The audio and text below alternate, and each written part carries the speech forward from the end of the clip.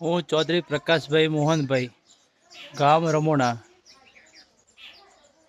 ધાનેરા તાલુકાની અંદર જે ગ્રામ પંચાયતની ચૂંટણી યોજાવા જઈ રહી છે તેમાં મેં સરપંચ તરીકે ઉમેદવારી નોંધાવી હતી.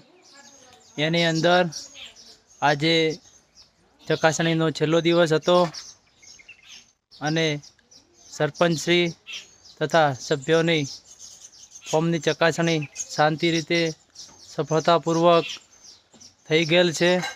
અને જે ઉમેદવારી કરી એ બધા ઉમેદવારો પણ બહુ ઉત્સાહમાં જોવા મળ્યા હતા અને શાંતિપૂર્વક માહોલ પણ જોવા મળ્યો હતો.